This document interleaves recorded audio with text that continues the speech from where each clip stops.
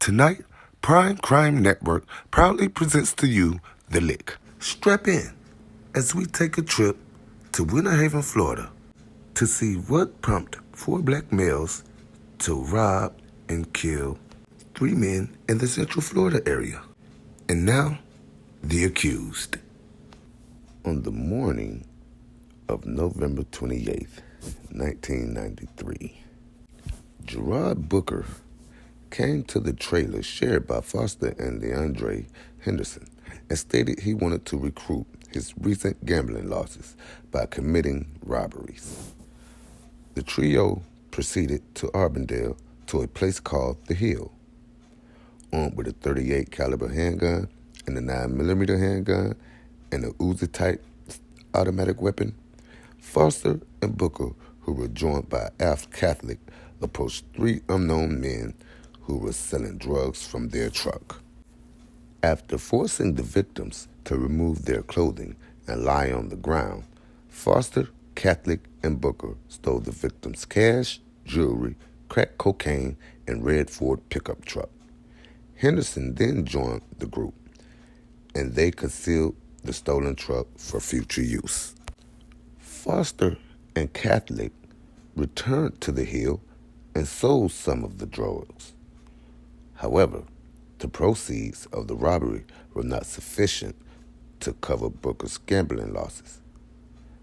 The group of Foster, Catholic, Booker, and Henderson agreed to find a local drug dealer and rob him. Then they retrieved the stolen red truck and loaded the guns from the earlier robbery into it.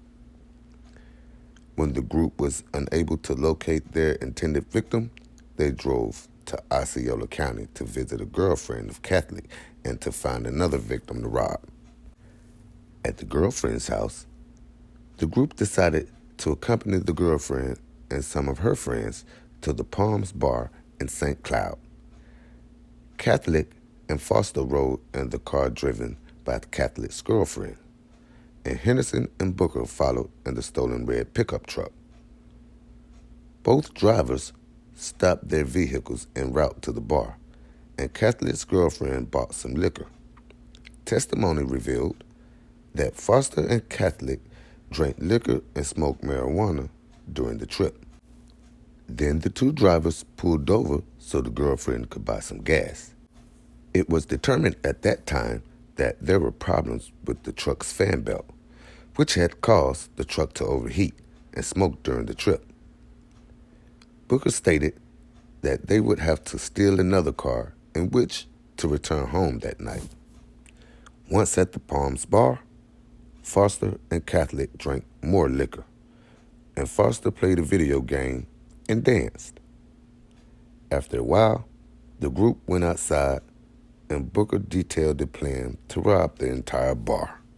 Foster told Booker that the plan was crazy because it was unknown what those boys had in there. As the group headed back into the bar, Henderson noticed a black Nissan Pathfinder that was in the parking lot. Henderson determined that Anthony and Mike had come to the bar in that vehicle. In fact, Anthony and Mike came to the bar to meet Clifton, who was with a woman named Tammy George.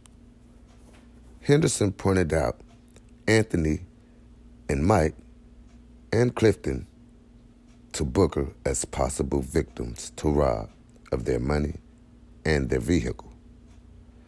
The group decided upon a plan to follow the potential victims when they left the bar in the Pathfinder. Foster told Henderson, Booker, and Catholic that if the victims did not have any money, he was going to kill them.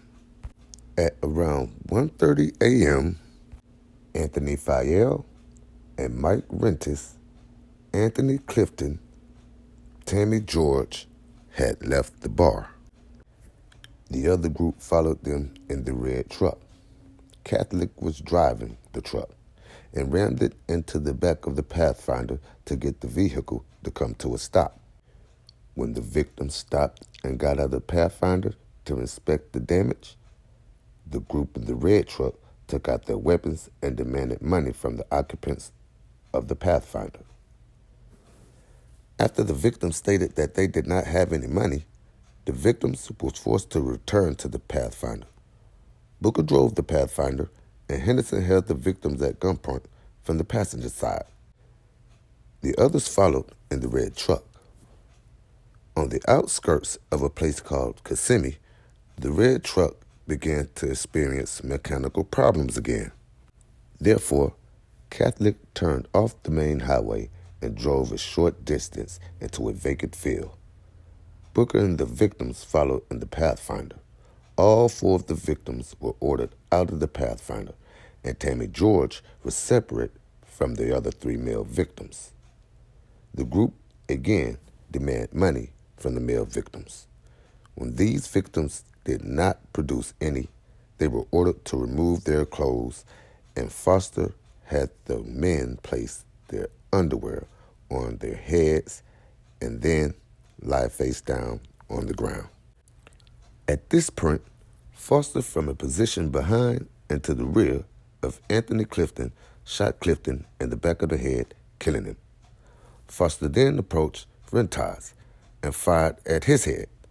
The bullet hit him in the hand, and Rentaz pretended to be dead. Foster next walked to Fayella and shot him in the head, killing him. After this, Foster approached George as if to kill her, but Booker talked him out of it. The group then left in the Pathfinder and unsuccessfully tried to dispose of it by driving it into a lake. All four of the assailants were apprehended within days. Foster was first tried in federal court on charges arising out of these acts. He was there convicted of conspiracy to commit armed carjacking resulting in death, armed carjacking, and 2 counts of the use and carrying firearms during and in relation to a violent crime. A state grand jury indicted Foster on 2 counts of first-degree murder, 1 count of attempted first-degree murder, and 4 counts of kidnapping. After a jury trial, Foster was convicted of all counts in the indictment. A penalty phase hearing was conducted, after which the jury unanimously recommended that Foster receive the death penalty. Finding 4 statutory aggravators and 1 statutory mitigator, the court followed this recommendation and sentenced Foster to death. On appeal, Foster raises 12 issues pertaining to both the guilt and penalty phases of his trial. But nonetheless, the 12 issues were upheld by the court.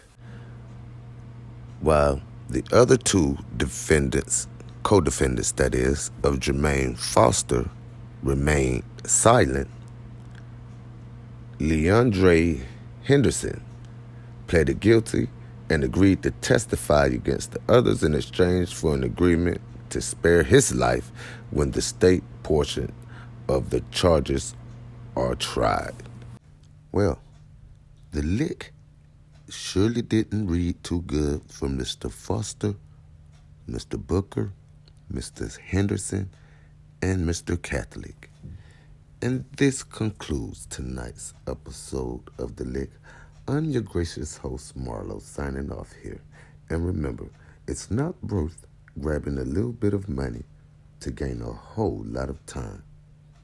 Until next time, peace.